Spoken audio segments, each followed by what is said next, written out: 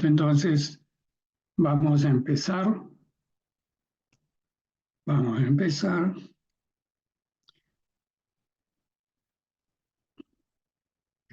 Bien, esta enfermedad, cuyas características clínicas son su presentación en personas mayores, posiblemente más de 50 años de edad, y con una incidencia mucho mayor en las personas de tercera edad, tienen como manifestación clínica dos características principales: tos en la gran mayoría y disnea progresiva que se va incrementando a medida que va cronificándose la enfermedad. Bien, debido a que esta enfermedad ha sido confundida, porque como ustedes comprenderán, tos y disnea son síntomas que se presentan en una infinidad de procesos respiratorios y algunos no tanto, pues ha sido confundida durante muchas décadas. Y al igual que el asma, que también tiene cierta posible confusión con esta enfermedad, ha sido también poco comprendida durante muchos años, pues estas enfermedades se confundían, no había un diagnóstico claro, preciso, y por ello la Organización Mundial de la Salud convoca a expertos en salud respiratoria para que se definan los parámetros necesarios para comprender esta enfermedad, y una vez comprendido, hecho el diagnóstico, arribar al tratamiento adecuado.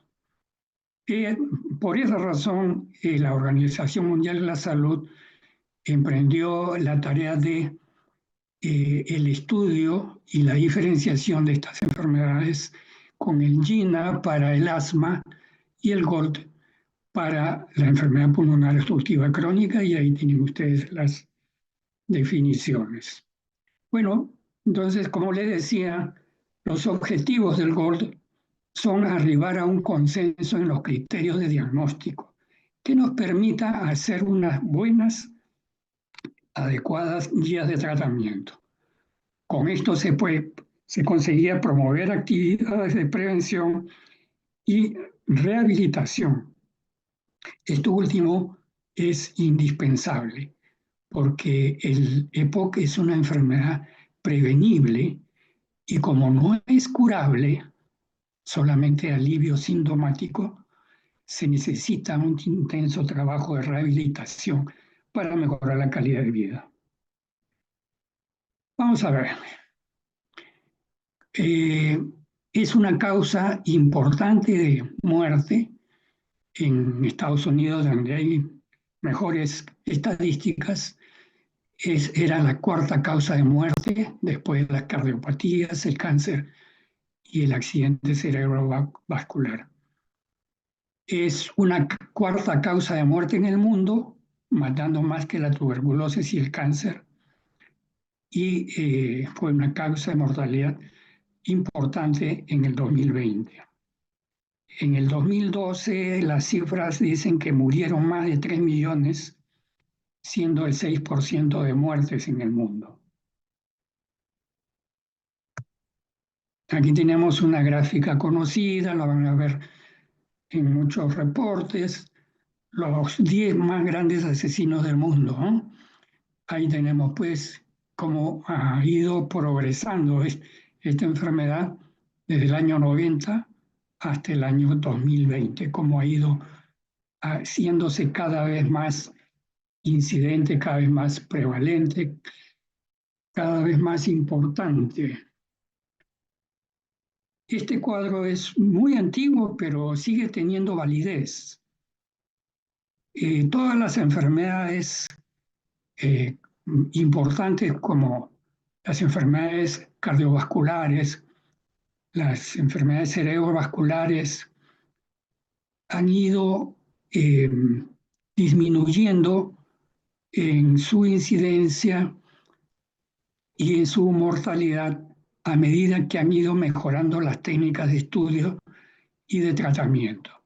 Sin embargo, el EPOC sigue en ascenso a pesar de que se sigue descubriendo mejores formas de tratamiento.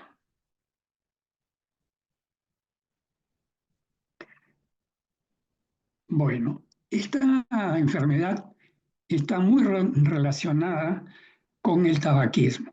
Entonces, hay muchos metaanálisis al respecto, haciendo acopio de todas las estadísticas a lo largo de las décadas, y se ha determinado que el tabaquismo es la principal causa de enfermedad pulmonar obstructiva crónica. La prevalencia es mayor entre los fumadores y aún así, siendo fumadores, pues ya el daño está establecido que aquellos que no fuman, sobre todo en mayores de 40 años, mucho más en la tercera edad, y es una prevalencia mayor en hombres que mujeres. Sin embargo, esta prevalencia en las mujeres va aumentando a medida que adquieren el hábito del tabaquismo emparejándose con los varones.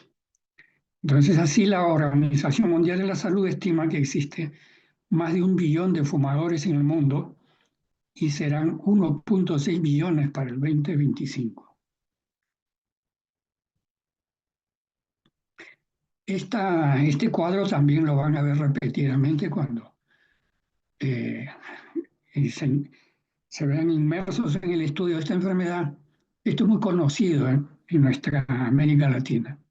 Un estudio de prevalencia que determinó que la incidencia de esta enfermedad es mucho mayor a medida que va aumentando.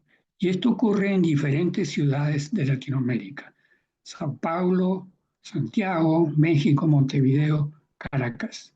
El patrón es el mismo, siempre en ascenso a medida que va aumentando la edad. Por suerte, en el Perú no tenemos muchos fumadores. No ven ustedes seguramente cuando ustedes van por la calle o acuden a sitios de reuniones, los fumadores, por suerte en Perú, aparentemente no suelen ser tantos. Un pequeño estudio, un intento de estudio del doctor Pineda, peruano, encontró que solamente 6,7% de fumadores a quienes se les había hecho una espirometría en, en un pequeño número de participantes, encontró una espirometría obstructiva que permitía diagnosticarlos como EPOC. Sin embargo, no, el hecho de que no tengamos muchos fumadores en Perú no es, por ejemplo, como en Europa o como en España, donde hay una altísima prevalencia y mortalidad por el EPOC, donde hay muchos fumadores, los pueden ver ustedes fumando en reuniones, ¿no?, con mucha más frecuencia que aquí.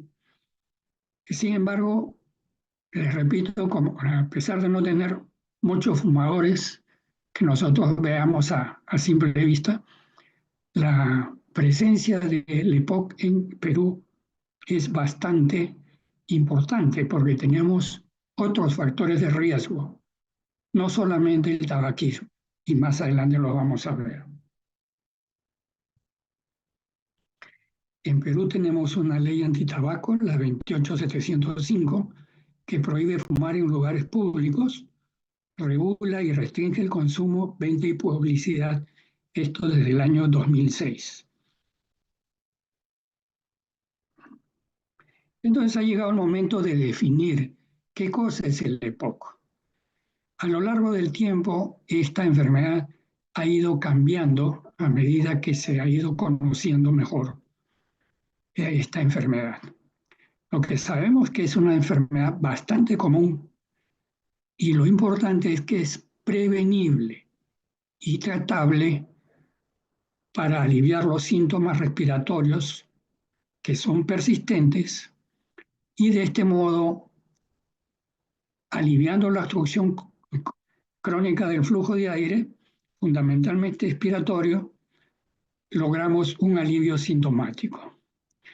El daño que se produce en esta enfermedad es el daño de la vía aérea pequeña, que puede establecerse por bronquitis crónica o también daño alveolar, lo cual ocurre en el enfisema. Más adelante vamos a ver cómo se produce cada uno de estos daños. Y también conocer que la magnitud del daño es variable de persona a persona. Definitivamente debe haber una predisposición, una mayor sensibilidad a gente que con el tabaco hace menor daño o no le afecta tanto como a otros que tienen un tabaquismo menor. Pero como no hay manera de saber quién tiene esa predisposición, por lo menos por método de laboratorio en nuestro medio, la recomendación es no fumar y no exponerse al humo del tabaco, porque nadie sabe si está su organismo es predispuesto a hacer un daño intenso contra esta noxa que es el humo del tabaco. Tenemos que decir también que esta obstrucción de la vía aérea suele ser lentamente progresiva y es casi siempre irreversible o poco reversible cuando usamos como tratamiento los broncodilatadores. En suma, este daño es causado por una exposición prolongada a partículas o gases nocivos. Entonces, hablemos un poquito de la bronquitis crónica. Se define como bronquitis crónica la presencia de tos y o expectoración durante más de 3 meses por año y durante más de 2 años consecutivos que no sean debidas a otras enfermedades conocidas. Aquí tenemos, por ejemplo, una radiografía de un paciente con enfermedad pulmonar obstructiva crónica que tiene una combinación de bronquitis crónica que en una placa se ve como unas radiopacidades blanquecinas. Ustedes las pueden observar bien, ¿no? Hay unas radiopacidades parailiares, pero también tiene zonas de enfisema, como en estos lados, en los lóbulos superiores, y un aplanamiento del diafragma debido a un atrapamiento de aire.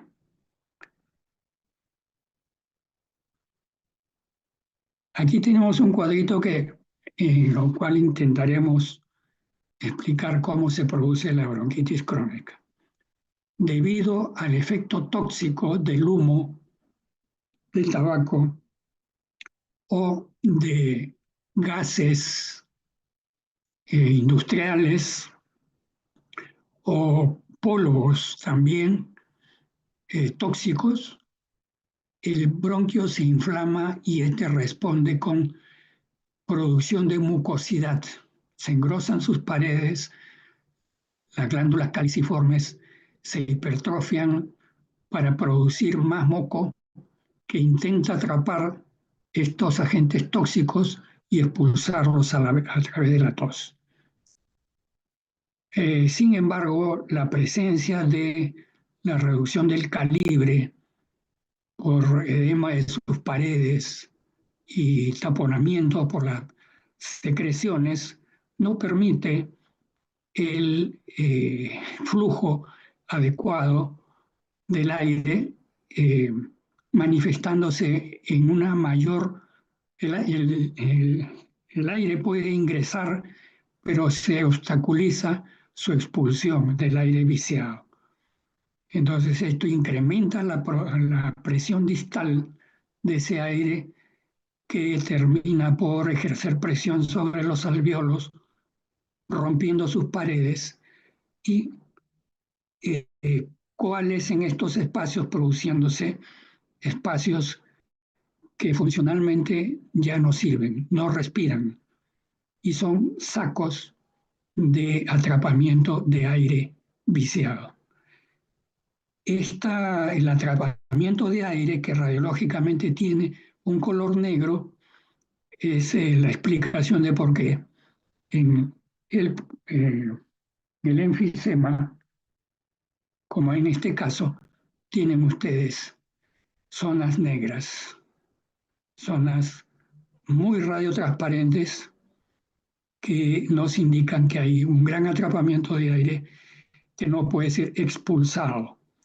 Al no haber intercambio gaseoso, no se elimina el CO2 adecuadamente y no ingresa el suficiente oxígeno, manifestándose hallazgos clínicos como son la disnea y laboratorialmente la retención del CO2, una hipercarbia.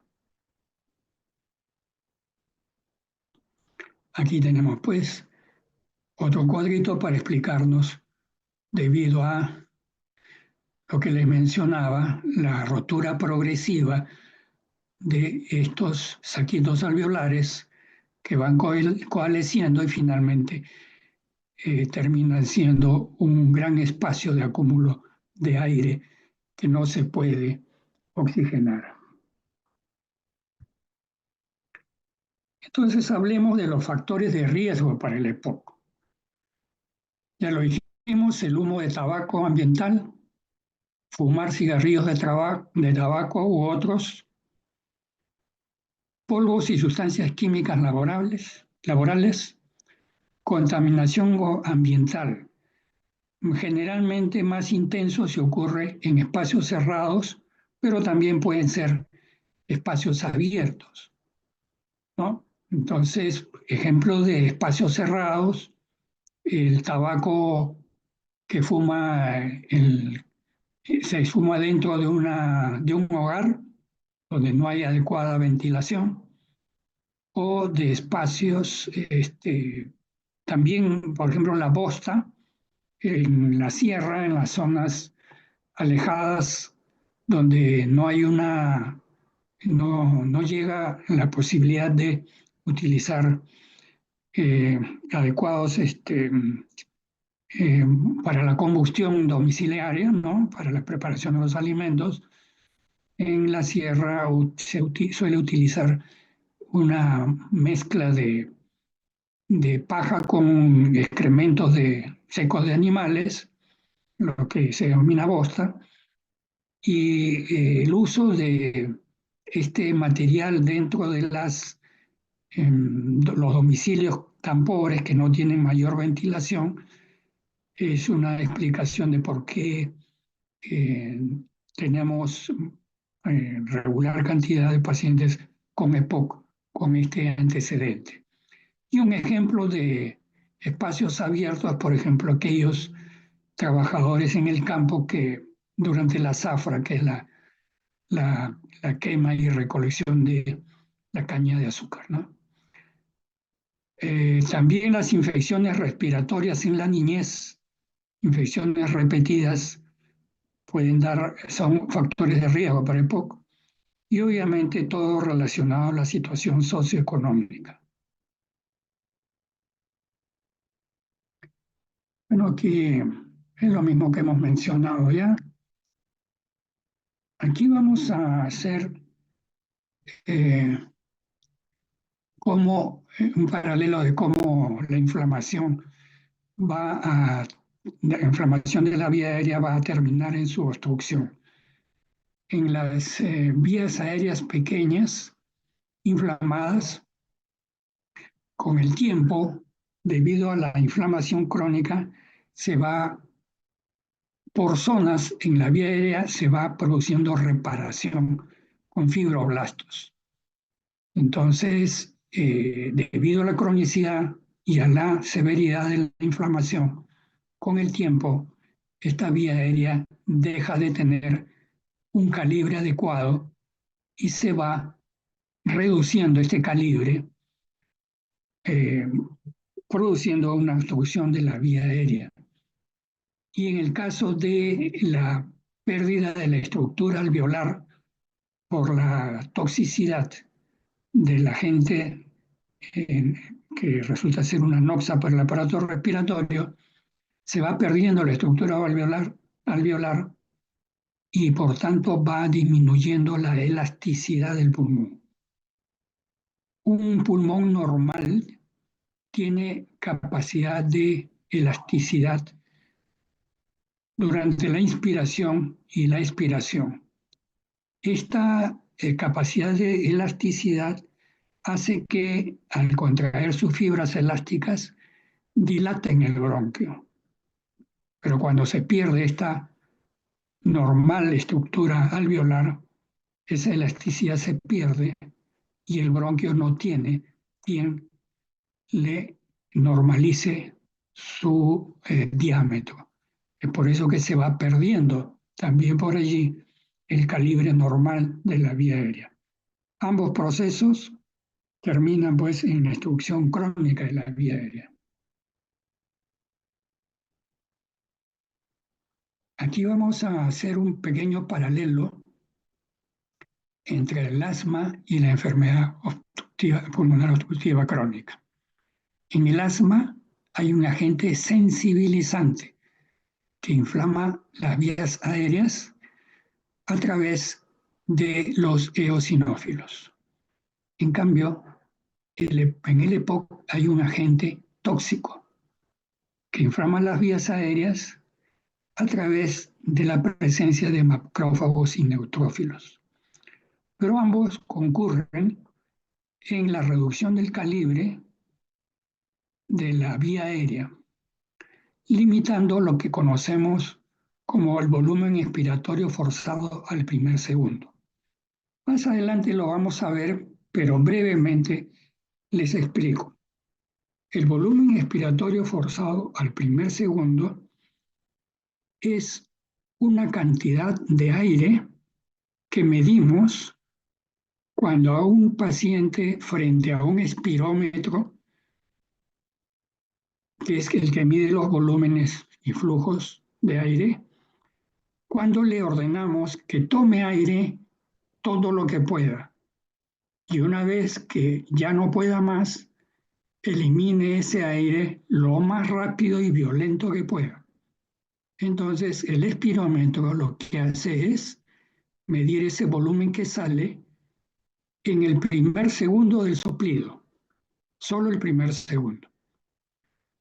Y entonces, obviamente, si una persona tiene un calibre de la vía aérea normal, entonces el volumen expiratorio forzado al primer segundo será un volumen que está codificado en las tablas que representa normalidad. Es decir, su aire sale normal en cantidad y en tiempo. En cambio, una persona que tiene EPOC va a ver limitada su expulsión de aire. El aire va a salir, el BF1 va a salir en una menor cantidad y se va a prolongar el tiempo que necesita para eliminar el aire que había ingresado a sus pulmones. Entonces, en ambos procesos, tanto en asma como en EPOC, el volumen expiratorio forzado el primer segundo está reducido. Pero la diferencia es que cuando a estos pacientes, luego de hacerles el primer registro, les hacemos inhalar un broncodilatador como el salbutamol, unos 15 minutos después de eso volvemos a hacerle un control y en la espirometría vemos que si el paciente es asmático, hay una completa reversibilidad, mayor del 12% y mayor de 200 mililitros de SBF1. Es decir, que el broncodilatador en el asmático funciona, relaja su vía aérea y el calibre de la vía aérea se normaliza luego de usar un broncodilatador.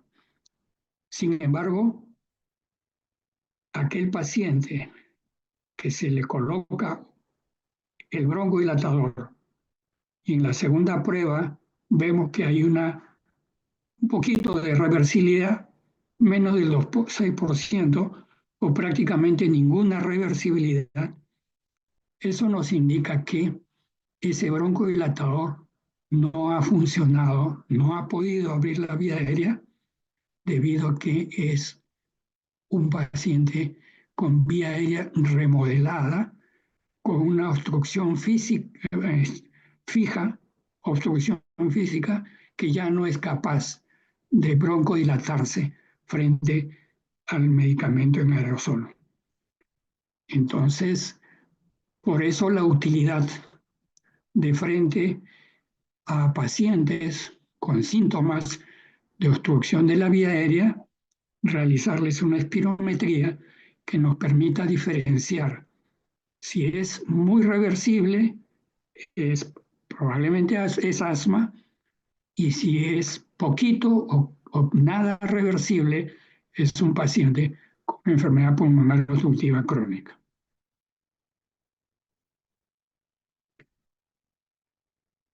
Bien, hasta aquí todo está claro, alumnos. Sí, doctor. Perfecto, entonces podemos seguir.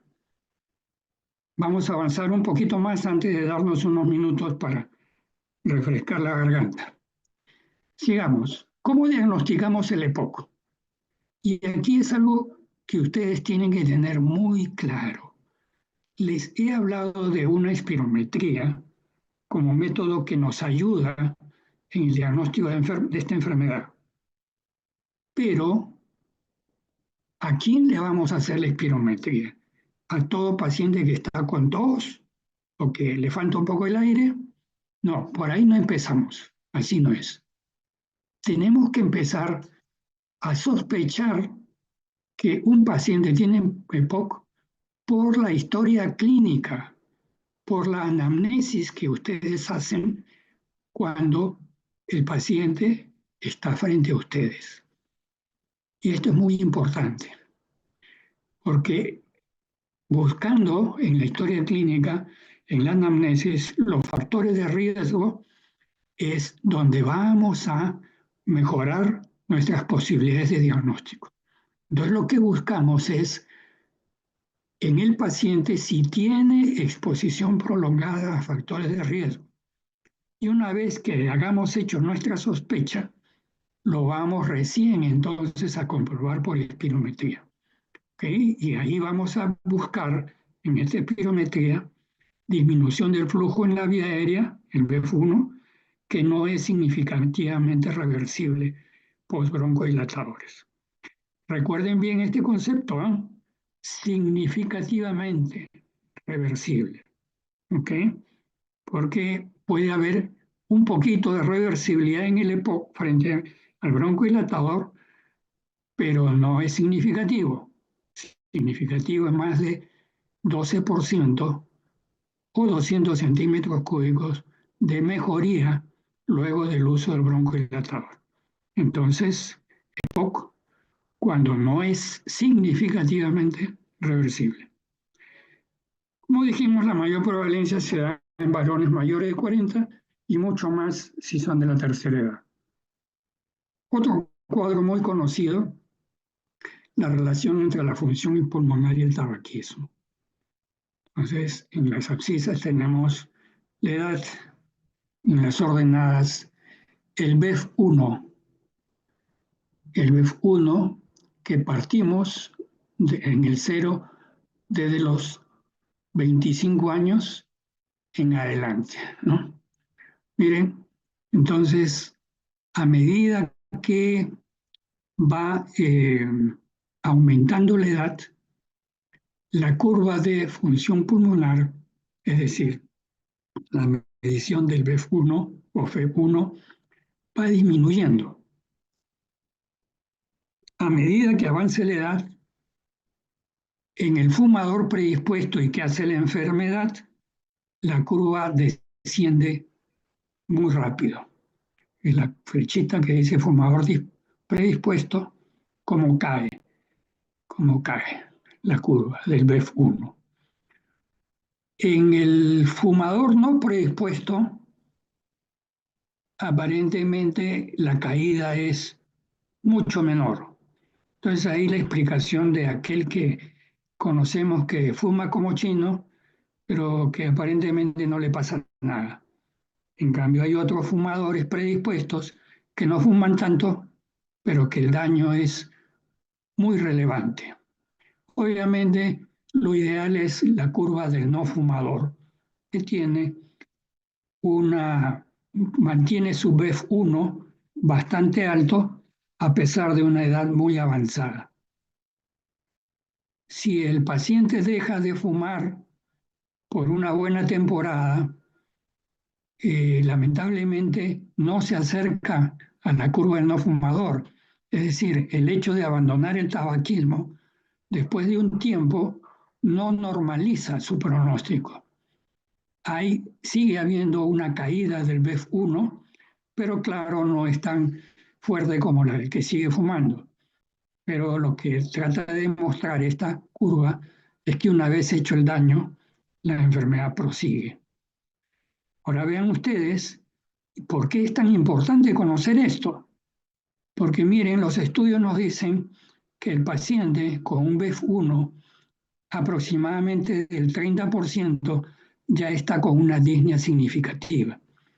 Y si esa BEF1 sigue disminuyendo, sigue bajando, está muy próximo a morir por cualquier exacerbación o por cualquier complicación respiratoria o incluso de otros órganos, enfermedades de otros órganos que no son respiratorios.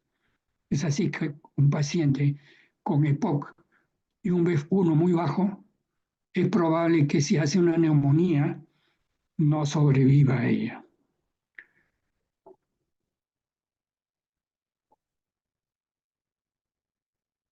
Hemos hablado de disnea y tenemos que ponernos de acuerdo que, en la intensidad del paciente, de la disnea que se está presentando en el paciente. Entonces hay varios intentos de medir el grado de disnea y el que se usa con mucha frecuencia es esta escala de disnea del Medical Research Council modificada.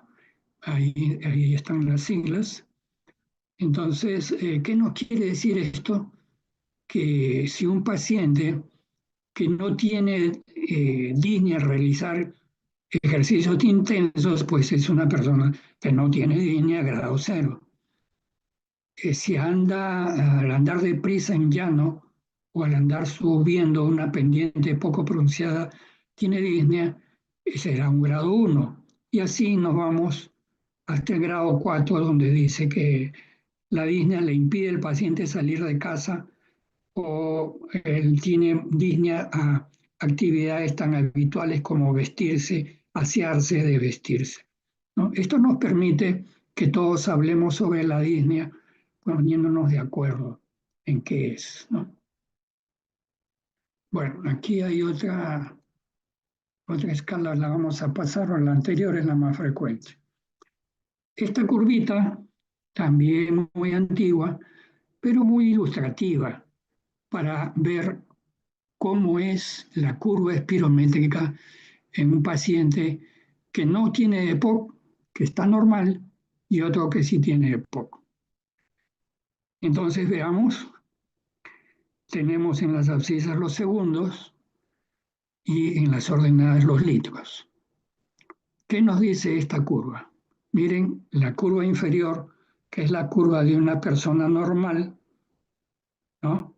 Esta curvita, nos dice que al primer segundo subimos por acá y corremos hacia la izquierda y tenemos que al primer segundo un paciente normal puede expulsar aproximadamente 4 litros o muy cercano.